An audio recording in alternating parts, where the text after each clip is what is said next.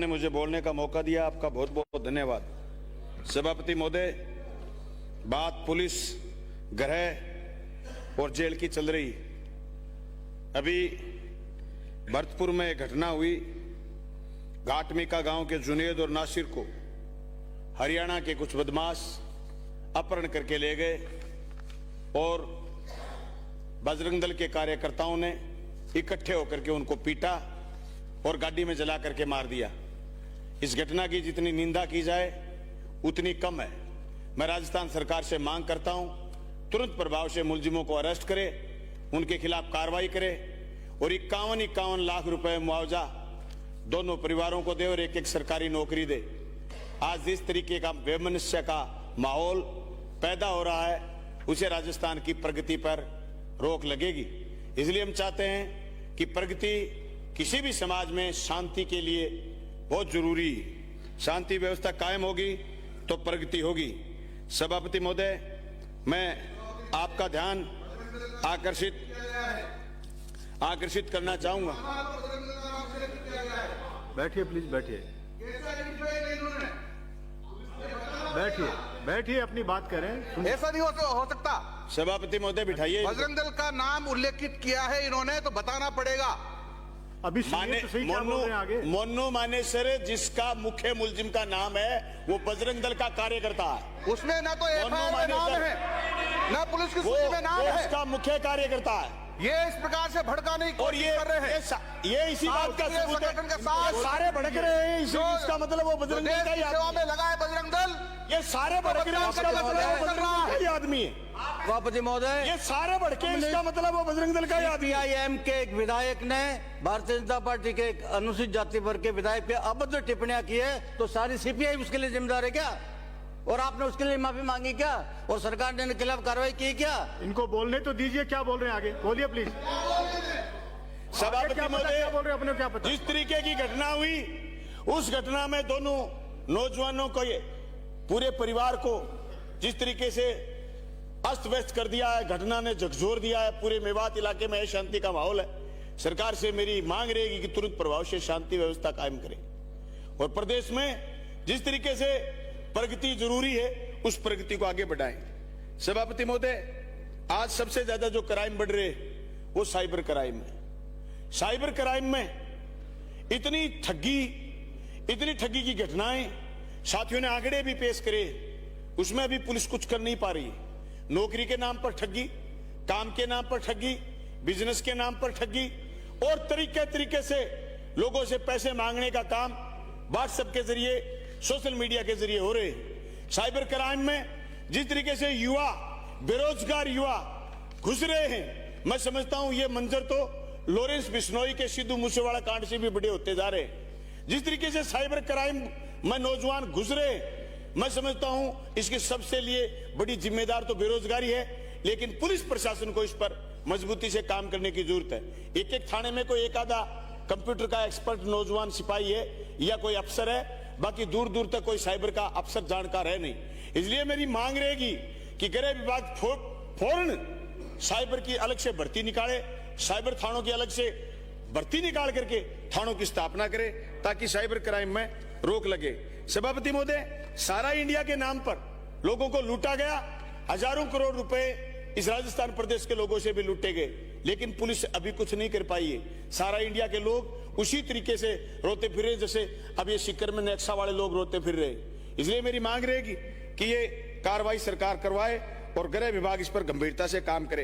Paper leak प्रकरण में सभापति महोदय, मैंने कई बार रखी है बात कि पेपर लीक प्रकरण में जो मुलजिम है आपने पकड़ लिए, लेकिन उस पेपर को आगे वायरल करता कौन है?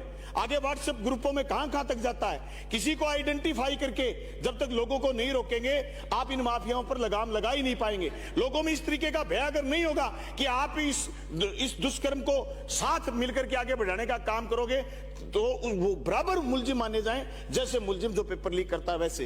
क्योंकि नौजवानों के जिस तरीके से अरमान टूट रहे हैं और एक भय पैदा हो गया, एक झूठी थ्रिलिंग हो जाती है, इससे इनको बोलना भी नहीं आता है और इनको पता भी नहीं है कि मानव सदस्य क्या होते हैं। जो आदमी आज सदन में बोल रहे हैं, दलित विरोधी आदमी, शर्म आनी चाहिए आपको। उनका अपना आपने जो कुछ कहा कहाँ थे आप पाली में घटना हुई कहाँ थे अरे आप तो पाली- अरे जालौर में घटना हुई कहाँ थे आप? कौन सी पाली की बात कर रहे हो आप? सदस्य। कौन सी पाली की बात कर रहे हो आप? पाली में घटना हुई दलित विरोधी आदमी शर्म नहीं आती, शर्म नहीं आती, बोलने की तमीज नहीं है। कांग्रेस का जज के रूप में क्या कर रहे हैं?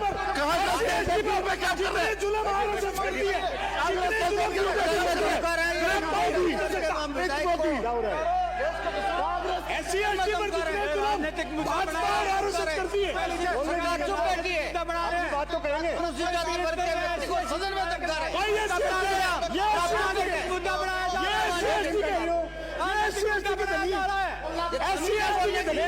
SC की धनी है अरे SC की सबसे बड़ी दुश्मनी है ये राहुल गांधी विधानसभा को लूट के खा रहे हैं बीजेपी ने आज तक भाजपा सबसे बड़ी दलित विरोधी है माननीय सदस्य बैठिए आप, बैठिए। माननीय सदस्य आप बैठिए न, बैठिए।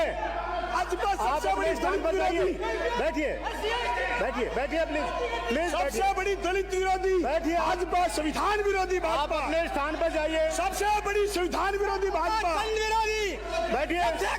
दलितों के विरोधी सबसे बड़ी दलित विरोधी भाजपा राजनीतिक फायदा उठाना चाह रहे माननीय सदस्य हैं। ऐसा क्या कह इनको दिया? बिठाइए बैठिए बैठिए। सभापति महोदय इनको बिठाइए माननीय सदस्य बैठिए, सुनिए। माननीय सदस्य, माननीय सदस्य, माननीय सदस्य, लेकिन स्पीक जब आपका टर्न आए आप भी बोल देना। अरे तब नहीं बोलेंगे जब इनकी बारी आई पाली की सुमेरपुर की घटना हुई तब नहीं बोले जालौर की घटना हुई तब नहीं बोले पूरे गोंडवाड़ी इलाके में अरे पूरे गोंडवाड़ी इलाके में एक भी स्कूल में दलित महिला नहीं है ये कभी नहीं बोले माननीय इनको कौन पीलीभीत से आने वाले चुप नहीं? सदस्य बैठिए प्लीज, लेट हिम स्पीक। उनका भी अधिकार है बोलने का। ये मेरी 3 मिनट इनके खाते में डाल देना ये मेरी 3 मिनट इनके खाते में डाल देना सभापति उठिए।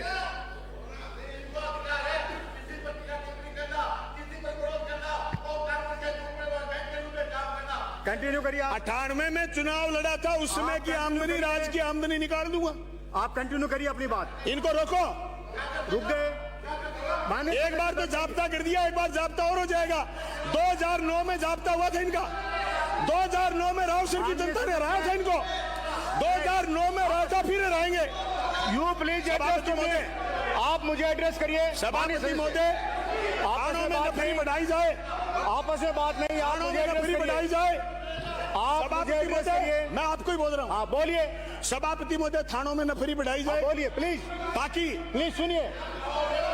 ताकि कानूनी कार्रवाई ढंग से निष्पादित हो सके सभापति माननीय महोदय सदस्य, मेरी विधानसभा क्षेत्र में माननीय पीलीभीत से आने वाले मेरी सदस्य, विधानसभा क्षेत्र बैठिए में अभी सोनी मार्केट अरे नहीं में आप चौकी बैठिए आप।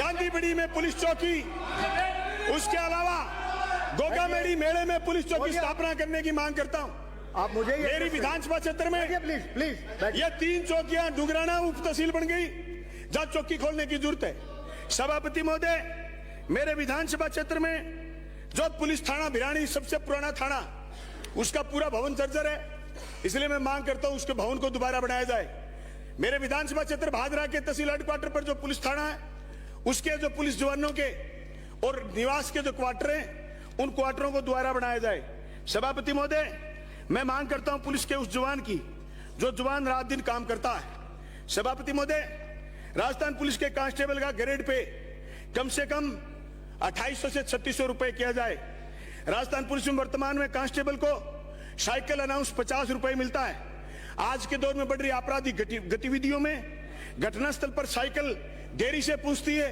इसलिए मोटरसाइकिल भत्ता दिया जाए पूर्व में गहलोत सरकार ने स्टेशनरी भत्ता दिया था 250 रुपए वो भत्ता वापस दिलवाया जाए राजस्थान पुलिस के जवानों को 100 रुपए ज्यादा मुलजिमों के मैस भत्ता मिलता है इसलिए मुलजिमों से ज्यादा मैस भत्ता पुलिस के जवान को दिलाया जाए हार्ड ड्यूटी अनाउंस 12% है जिसे प्रति घंटा 4 रुपए मिलते हैं जबकि प्राइवेट कंपनियों में ही हार्ड अनाउंस 65 से 70 रुपए मिलता है एसटीएफ अनाउंस थाना चौकियों में प्रस्तावित जवानों को मिलता है जिसे समस्त पुलिस जवानों में लागू करा जाए सभापति महोदय पुलिस जिस तरीके से चोरी की घटनाएं बढ़ रही हैं, इसलिए होमगार्ड को लगातार 365 दिन काम दिया जाए। सभापति महोदय, मैं एक बात ये कहना चाहता हूं कि राजस्थान के जरिए जो लगातार हरियाणा तक शराब पहुंच रही है, जिसे न सिर्फ हरियाणा के बदमाश पनप रहे हैं बल्कि राजस्थान में भी आपराधिक गतिविधियों में लोग ज्यादा शामिल हो रहे हैं, इसलिए अवैध शराब पर रोक लगाई जाए। मेरी आपके जरिए मांग है कि बहुत बड़ी मात्रा में शराब के ट्रक जा रहे हैं जो राजस्थान के रास्ते से गुजरते, इसलिए गंभीरता से राजस्थान की पुलिस और गृह विभाग इस पर काम करे। सभापति महोदय, मेरा मानना ये कि जिस तरीके से पुलिस में बहुत अच्छे लोग हैं, राजस्थान की पुलिस बहुत अच्छे से काम करती है, लेकिन कुछ लोग आज भी ऐसे हैं जिनको आइडेंटिफाई करके उनकी आमदनी भी चेक करनी होगी। एक बीकानेर, एक उदयपुर में 2 मिनट में समाप्त। हाँ, 2 मिनट में कर दूंगा सभापति महोदय, ये 3 मिनट तो देने थे। 2 मिनट। उदयपुर में एक एसपी रहे थे राजेंद्र प्रसाद गोयल साहब, उन पर एक मुकदमा दर्ज हुआ, परिवाद आया उनके खिलाफ कि पूरी विवादित उदयपुर की जमीन थी, वो जमीन महाशय पता नहीं कैसे खुर्द-बुर्द करी, उनके खिलाफ परिवाद आया। आज वो एसीडी में बड़े पद पर है। मैं समझता हूं कि पुलिस में ऐसे अफसरों की छंटनी करनी चाहिए। सभापति महोदय, आम जनता को न्याय दिलवाने के लिए सबसे पहले यह सुनिश्चित करनी पड़ेगी बात कि लोभी और लालची लोग बड़ी जगह पर नहीं पहुंचे, जिससे न्याय प्रभावित कर पाए।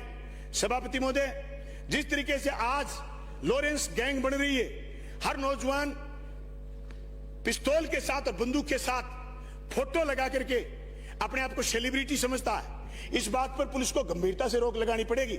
सोशल मीडिया में जो लोग फोटो अपलोड करें हथियार के साथ, उनको आइडेंटिफाई करके हाथों हाथ वो हथियार बरामद होना चाहिए, क्योंकि आर्म्स अगर किसी को दिया भी है वो दूसरे को फोटो खिंचवाने के लिए नहीं दे सकता।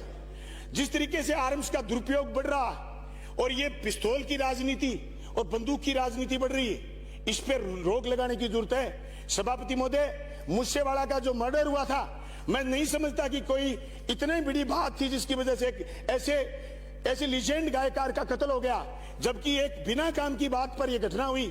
और जिस तरीके से आज थ्रिलिंग हो रही है पूरे राजस्थान में, पूरे देश में, और एक लॉरेंस गैंग का नाम चल रहा है, ऐसे नौजवान कैसे बंदूकों तक पहुंच गए, कैसे अपराध की दुनिया में पहुंच गए, कैसे नशे की दुनिया में पहुंच गए, कैसे चिट्टे और सिंथेटिक ड्रग तक पहुंच गए, इस बात पर गंभीरता से हमें काम करने की जरूरत है। सभापति महोदय, जो बंदरगाहों पर कई मैट्रिक टन स्मैक आया है, वो राजस्थान में कितना पहुंचा है, इस बात की भी पुलिस को पता करना पड़ेगी, ताकि हमारे नौजवानों की जवानी को लील नहीं दे।